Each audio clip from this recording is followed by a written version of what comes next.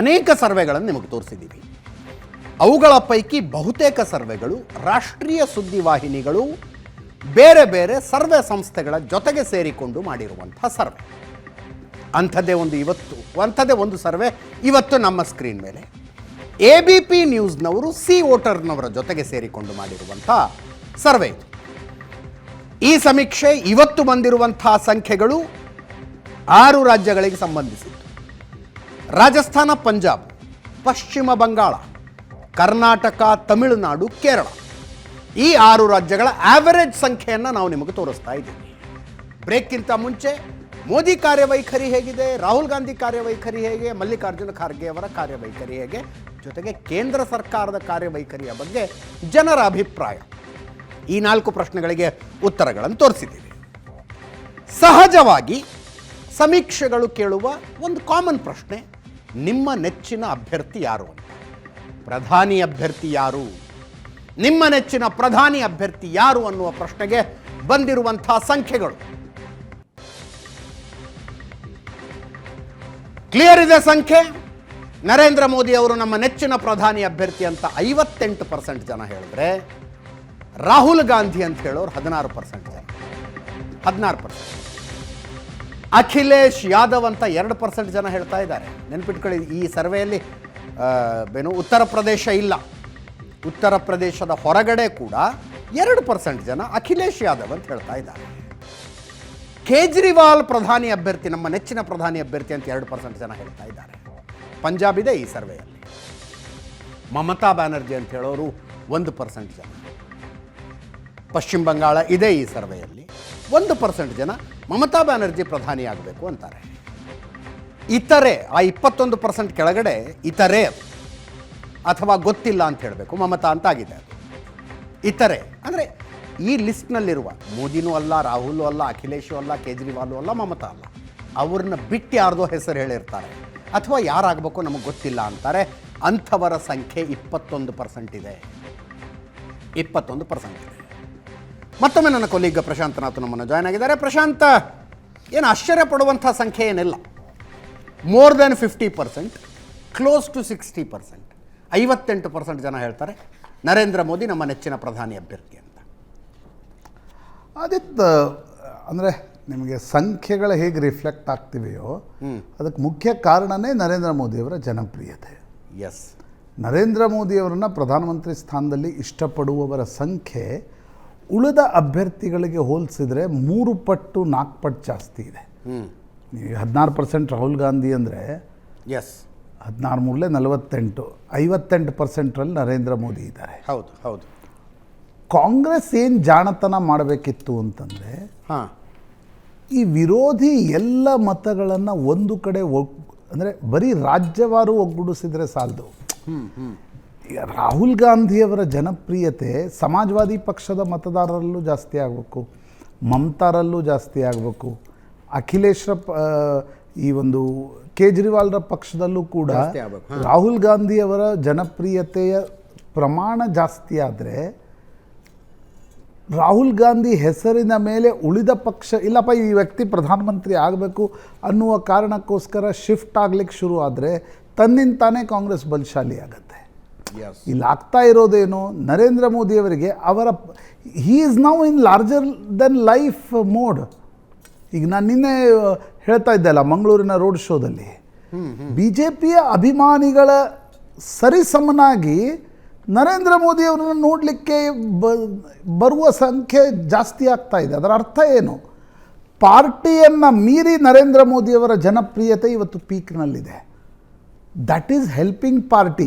ಅದೀಗ ಮುಂದೆ ಅದರ ಅದನ್ನು ಆ ಚರ್ಚೆ ನಾವು ಮುಂದಿನ ಸಲ ಮಾಡೋಣ. ಆದರೆ ಈ ಚುನಾವಣೆಯಲ್ಲಿ ಅದು BJPಗೆ ಲಾಭ ಆಗ್ತಾ ಇದೆ.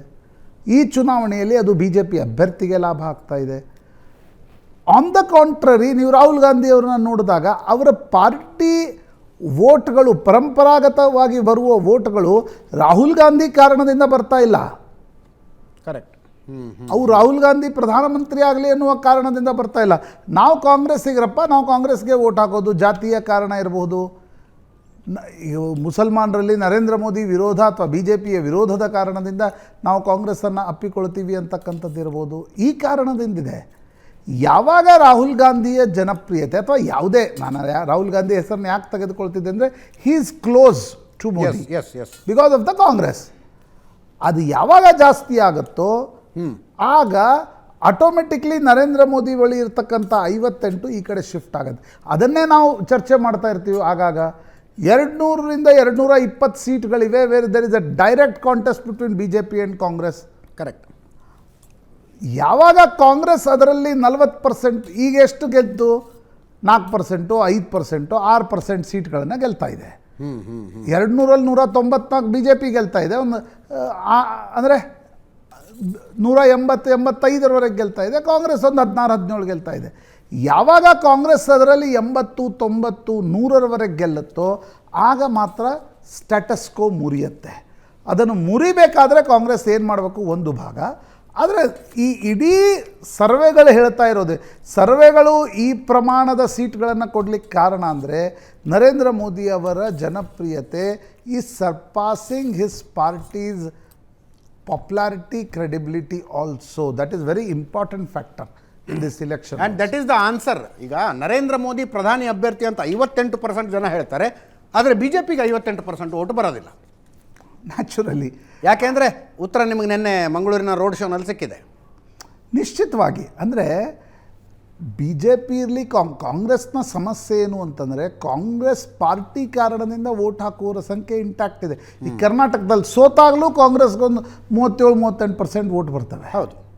ಅಲ್ಲಿ ಮೋದಿ ಇರಲಿ, ಅಲ್ಲಿ ಇನ್ನೊಬ್ಬರು ಬರಲಿ, ಅಡ್ವಾಣಿ ಇರಲಿ, ವಾಜಪೇಯಿ ಇರಲಿ, ಕಾಂಗ್ರೆಸ್ನ ಮತಗಳವೆಲ್ಲೂ ಹೋಗಲ್ಲ. ಅಲ್ಲ ಬಿಡಿ, ಕರ್ನಾಟಕದಲ್ಲಿ ಕಾಂಗ್ರೆಸ್ಗೆ ಒಂದಷ್ಟು ಸ್ಥಾನಗಳಿದ್ದಾವೆ. ನಾನು ರಾಜಸ್ಥಾನದ ಸಂಖ್ಯೆಗಳನ್ನು ನೋಡ್ತಾ ಇದ್ದೆ. ರಾಜಸ್ಥಾನದ ಸಂಖ್ಯೆಗಳನ್ನು ನೋಡಿದ್ರೆ 39% ವೋಟ್ ಶೇರ್ ಇದೆ ಕಾಂಗ್ರೆಸ್ಸಿಗೆ, ಬಟ್ ಸ್ಥಾನ 0.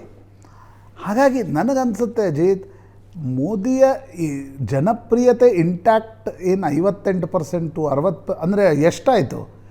ಪ್ರತಿ ಇಬ್ಬರಲ್ಲಿ ಒಬ್ಬಕ್ಕಿಂತ ಹೆಚ್ಚು ಮತದಾರ ಮೋದಿಯನ್ನು ಇಷ್ಟಪಡ್ತಾ ಇದ್ದಾನೆ. ಕರೆಕ್ಟ್.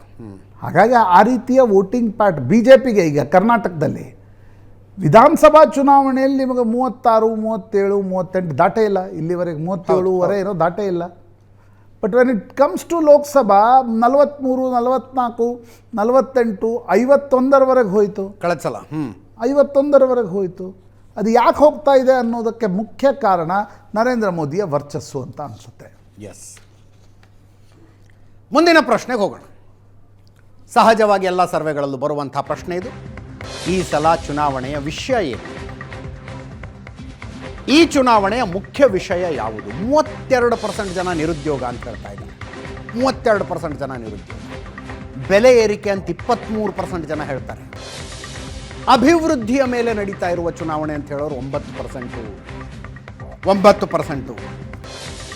ಭ್ರಷ್ಟಾಚಾರ ಈ ಸಲ ಚುನಾವಣೆಯ ವಿಷಯ ಅಂತ 5% ಜನ ಹೇಳ್ತಾರೆ.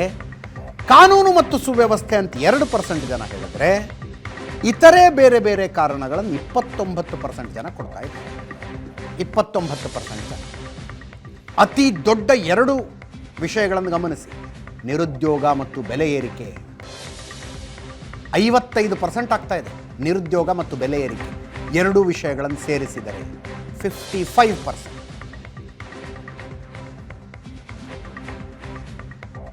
55% 2 ಸೇರಿಸಿದ್ರೆ. ಪ್ರಶಾಂತದ ರಿಯಾಕ್ಷನ್ ತಗೊಳ್ತಾ ಇದ್ದೀನಿ.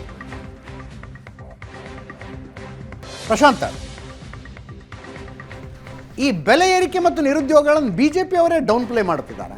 ಅಂದರೆ ಅವರಿಗೆ ಅನ್ನಿಸ್ತಾ ಇಲ್ವಾ ಈ ದೊಡ್ಡ ಇಶ್ಯೂಗಳಿದ್ದಾವೆ 2 ದೇಶದಲ್ಲಿ ಅಂತ? ನೋಡಿ, ಎಲ್ಲ ಸರ್ವೆಗಳಲ್ಲೂ ಈಗ ನಾವು ಮೊನ್ನೆ CSDS ಲೋಕನೀತಿ ಸರ್ವೆ ಚರ್ಚೆ ಮಾಡಿದ್ವಿ. ಮತದಾರನನ್ನು ಯಾವುದೇ ರಾಜ್ಯದಲ್ಲಿ ಹೋಗಿ ಕೇಳಿದಾಗ ಆತ 2 ಅಂಶಗಳನ್ನು ಸ್ಪಷ್ಟವಾಗಿ ಹೇಳ್ತಾನೆ. ಬೆಲೆ ಏರಿಕೆ ಆಗಿದೆ. ಎಸ್. ಹಿಂದಿನಿಗೆ ಹೋಲಿಸಿದ್ರೆ ತುಂಬ ಬೆಲೆ ಏರಿಕೆ ಆಗಿದೆ. ನಿರುದ್ಯೋಗದ ಸಮಸ್ಯೆ ಇದೆ. ಇದನ್ನು ಆತ ಸ್ಪಷ್ಟವಾಗಿ ಹೇಳ್ತಾ ಇದ್ದಾನೆ. ಆದರೆ when it comes to voting pattern ಅಂದರೆ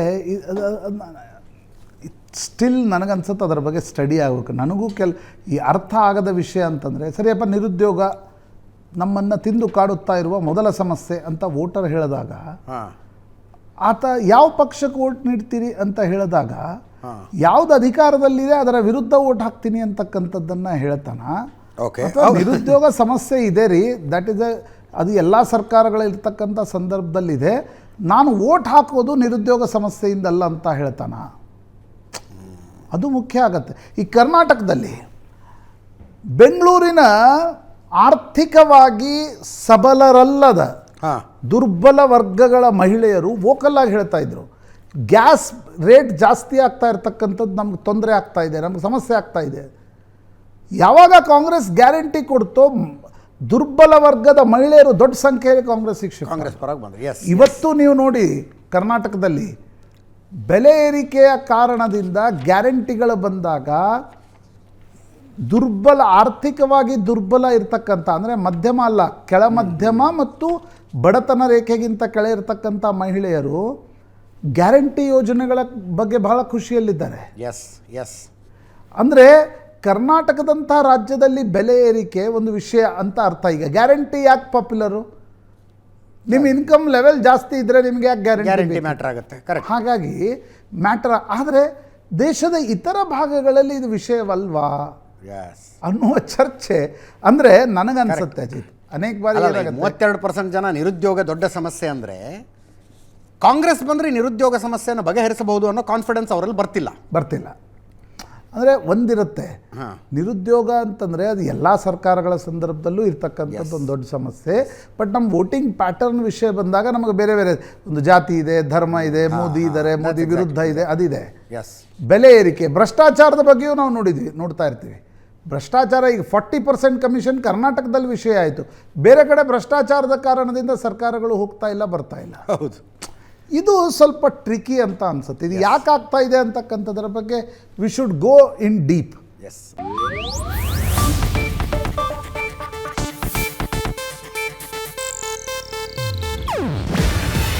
ಇದು ಏಷ್ಯಾನೆಟ್ ನ್ಯೂಸ್ ನೆಟ್ವರ್ಕ್ ಪ್ರಸ್ತುತಿ. ನೀವು ನೋಡ್ತಿದ್ದೀರಾ ಏಷ್ಯಾನೆಟ್ ಸುವರ್ಣ ನ್ಯೂಸ್.